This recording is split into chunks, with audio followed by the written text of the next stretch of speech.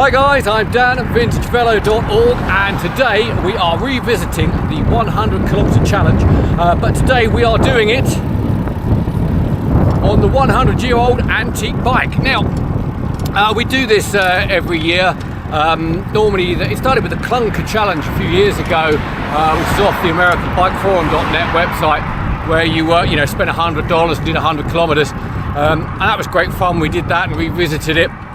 And then this time I thought, I know, I've got to put that antique bike really through a good long ride before it goes to L Eroica this year for the punishing gravel roads of Strade Bianche later in October. So we're out on this. We're here in France. It's a lovely morning. It started off with a little bit of wispy cloud, that's gone, and I am now slowly cooking a gas mark 4 in some fine wool. Obviously just what you need when the temperature is heading northwards of 30 degrees, but let's not worry about that now. If you remember, we met this bike bonjour. We met this bike earlier this year when we did a rebuild on it after it near collapsed and killed me earlier just before Christmas. And a couple of things I found out since. Firstly, it wasn't made of Reynolds frame set, tube set, which is what we thought at the time. No, I found a number of very small AP stamps. And AP stands for Ackles and Pollock, who were a very early, kind of between 1900, 1930, 1935, specialist tube maker. Now, we believe, although there's no stamps on it and no decals, believe this is made by Russ in the UK. It's an English 3-speed, and you could choose. Russ made very bespoke bikes. They made them to your measurements. You could choose the frame set, the tubes. You could mix tubes if you wanted. They would do pretty much anything you wanted. Quite a high-end bike. It certainly feels it now. Only problem I have is that, boy, I could do with more gears, and certainly there is an awful lot of bikes sticking out the front of this. Let me get you down there. And those bottle cages, although they are super cool, do rattle a lot.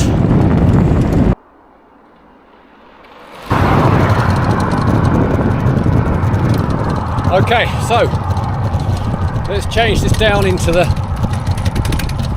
baby gear. There it is. And now we can climb.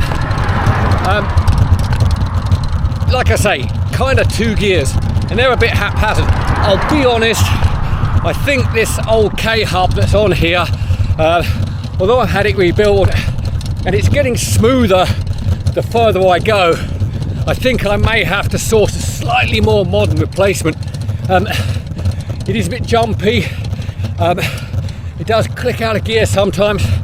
Now, I have rebuilt the front quadrant changer, there we are, to stop it jumping out, and it doesn't jump out of that. It's the actual Planet gears at the back, inside the hub, that are just a bit, well, they're just almost 100 years old, a bit complicated, and simply not up to it anymore. But I think it's going to do us for this ride quite happily, apart from me jumping off, changing gear now and again, and putting the chain back on. But other than that, you know, it hasn't exploded on me this time, so, you know, hey, everything's good.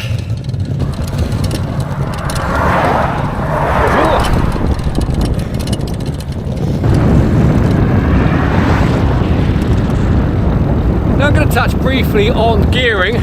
My all of 2 gears out of the 3, they are technically 44/22, but if you want to know what that feels like on this bike, it actually feels like you've got on a more regular setup 52/25 and 52/19. that's about it. That's what it regularly feels like in comparison with any kind of modern 1960s onwards kind of group set. My problem is obviously climbing. You know, on gentle climbs absolutely fine, on reasonably steep it's okay, but when it really points up there's not enough gears and you very quickly top out when you're coming back down. You definitely need some deeper gearing. I could really go an awful lot faster on this if I had more gears with which to use it, but as an actual bike goes, it goes really well. It's nice and stable. It's not done anything I don't really like. It jumps the chain now and again if you're not careful, because I need to get the back wheel a bit more tightened up. Speaking of the back wheel, the rear hub, the K-hub, yeah, it's not the finest, I'll be honest. And strangely, because it's quite an early frame, the dropout spacing is about 2 mil wider than the tube, the nut, well, the axle of the K-hub. So I've had to put some spacing metal in there to stop it wandering around and then crank it up really tight. And in doing so, I then discovered that one of my wing nuts holding the wheels on, the thread had failed, and I thought it wouldn't do up tight enough, so the wheel was moving around all over the place. So I've since changed that out. I guess this is just the real advantage of doing a really good long ride on a bike, is you get to know all of its foibles.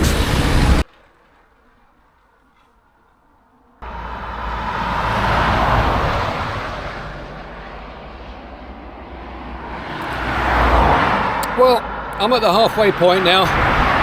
All things going well. To be fair, the 100-year-old antique Russ is surprisingly comfortable.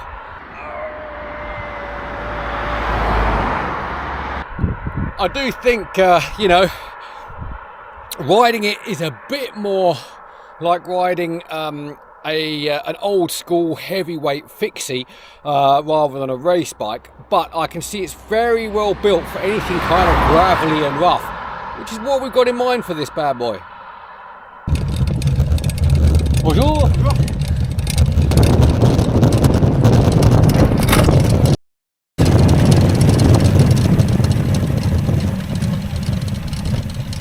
Oh, lost the chain again.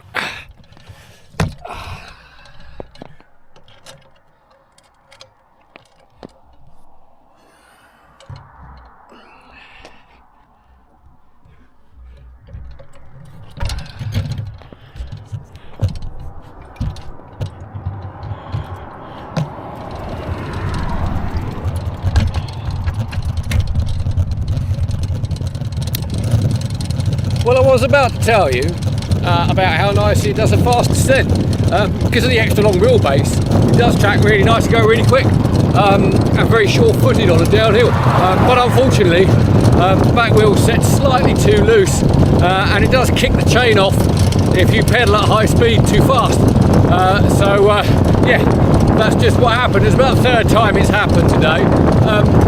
Not a big problem, doesn't do anything bad, just means you've got to jump off and pop it on, don't take a second. I will adjust that out when I get back.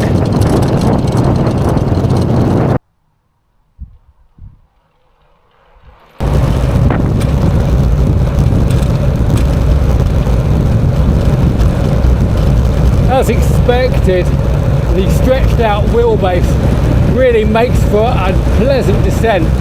As you can see, this is like no effort whatsoever.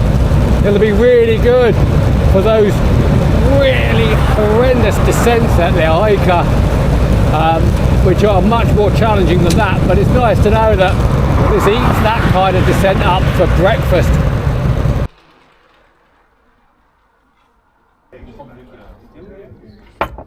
Great, we're at the end now of that 100-kilometre ride on the 100-year-old bike. How did it go? Really well. We averaged just over 25 kilometres an hour for the whole distance. Would have been faster, to be fair. Could have easily done 27, 28 kilometres, maybe 29. If I'd have had that third gear. I was topping out too easily on the flats and those kind of classic 2-3% downhills where you can really get behind a bike on the gear. Just couldn't do that, had to glide far too much, so it cost me a fair bit of time. But it was a very pleasant ride. I'm surprisingly fresh. It's a very comfy bike, if a little weighty, but hey, come on, it's old, it's going to be.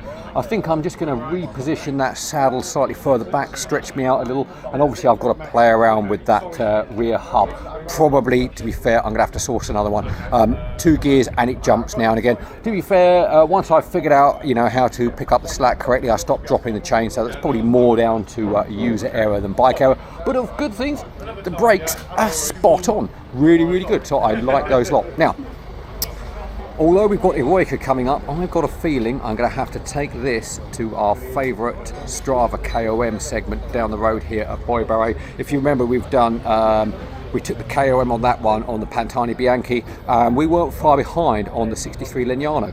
So I think it's time to see what a 100-year-old English 3-speed does on a Strava KOM. Coming up soon. Watch this space. Anyway, do like and subscribe for anything else that's cool to do with vintage bikes. Thanks a lot.